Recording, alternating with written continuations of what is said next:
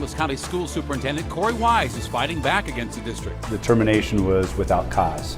And when you look at the reasoning, I think there was a plan. We sit down with Wise as a new legal complaint's filed against the district. Plus, a project to revitalize Denver's 16th Street Mall is underway. The renovation of 16th Street Mall is reinfusing vibrancy and life into the center of our city. Just have a quick question. We begin with breaking news at 5. A small wildfire has caused mandatory evacuations near Woodland Park in southern Colorado.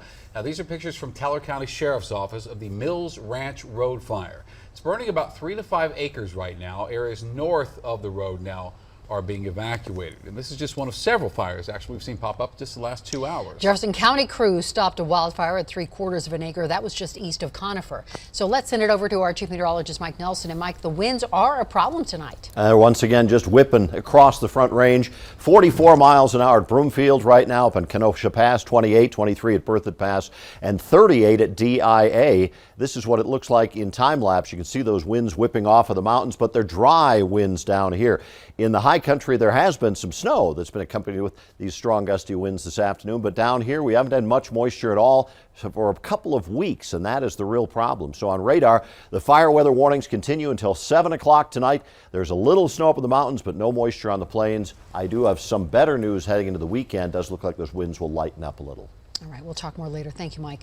The State Board of Education has been meeting all day long to decide on what happens next with the Adams 14 School District. Now, following years of poor performance, the board could reorganize the entire district or even close Adams City School.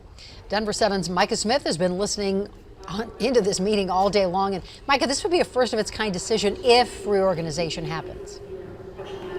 And Shannon, it would, but I can tell you at this point in the meeting that does not seem to be the direction that the board is leaning in. After a marathon morning, just before recess at 3 p.m., board members went around the room and gave their opinions on what they think should happen next with the district.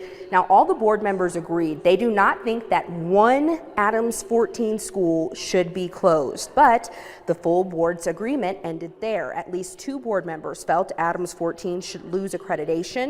One said they thought reorganization or an outside management takeover might be warranted, but most board members said they believe a partial partnership with an outside firm picked by the district would be sufficient.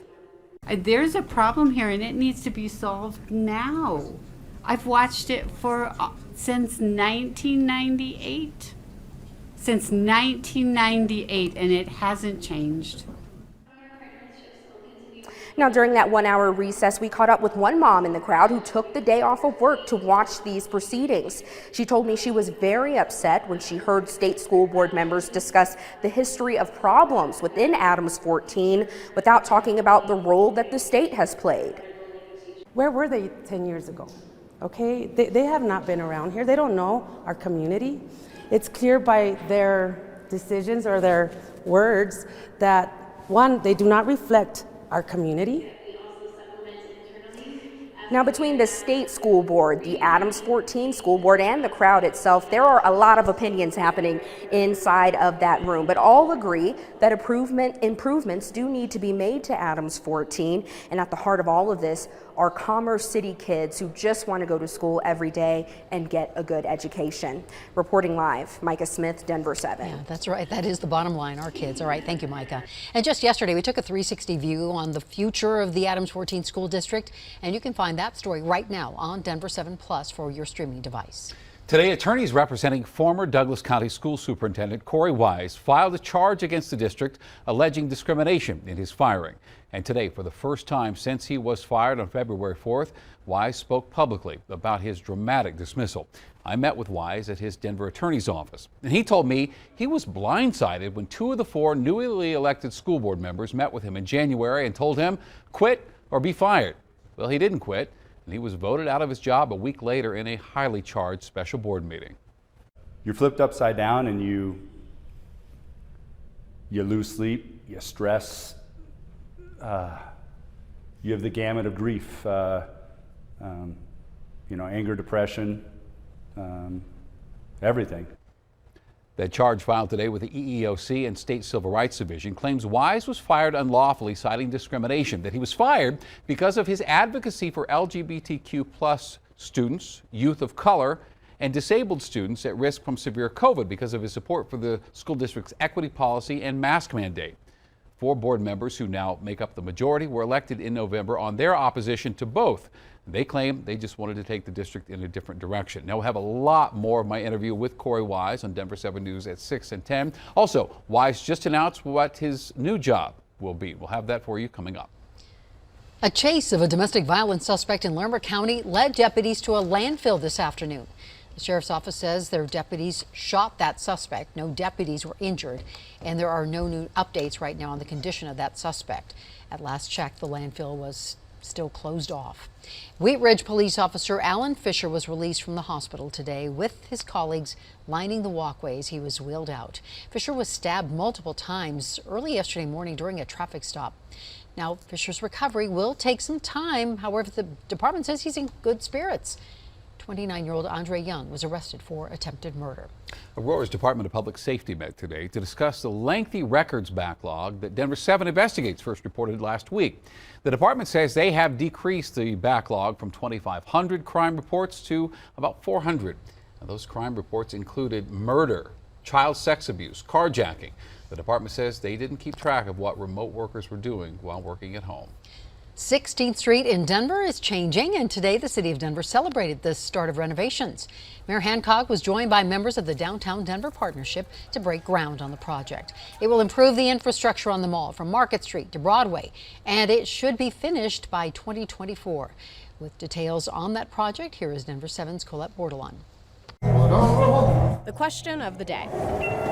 What makes the 16th Street Mall? Wine and dine, sports, I think it has it all. Answers found in the shops and food along the street. It's pretty much the heart of Denver. It's where all the action is. But inside the stores are the people who make the place. Tiwate is a woman-owned company. Taylor Odoricio is one of 5 entrepreneurs who are the future of a few vacant storefronts. So we have a basically wall installation that'll be on this back wall. She's part of Pop-Up Denver, where businesses like hers are being funded by the Downtown Denver Partnership to set up shop for at least 3 months. The goal is for them to stay. It's really cool that our brand gets to be down here to help encourage and revitalize the 16th Street Mall. 3. We met with Taylor on the same day the city broke ground on multi-million-dollar renovations for the mall, a plan that's been in the works for more than a decade. Well, one more reason to come back, love their city, take pride in their city. Renderings of the finished product seen through virtual reality goggles. Oh!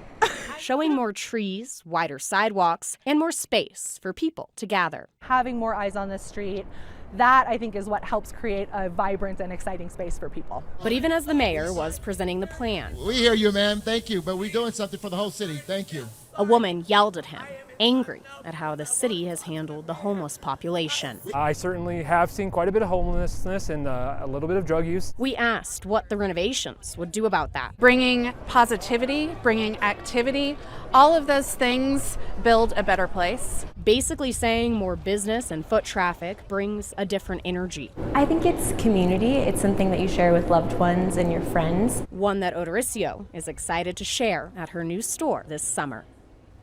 And that was Colette Bordelon reporting. And while all of this construction is happening, those with the city say the 80-plus businesses will still be open. They are hoping that people will keep coming. In fact, there's an app you can download on your phone. It's called the 16th Street Mall Project, which has real-time construction updates and information on which businesses are open and at what times. The wild winds and the high fire danger just won't give up. I'll let you know if there's any relief as we head into the weekend. Turning around a low-performing school isn't impossible. Restorative approach is based on relationships. But it takes some rethinking about what the learning experience is made of. We're going to teach and reteach these kids those skills they're missing in the school grounds. Plus, Colorado's new power couple is settling into our state. We have a look at the record-breaking property they just bought.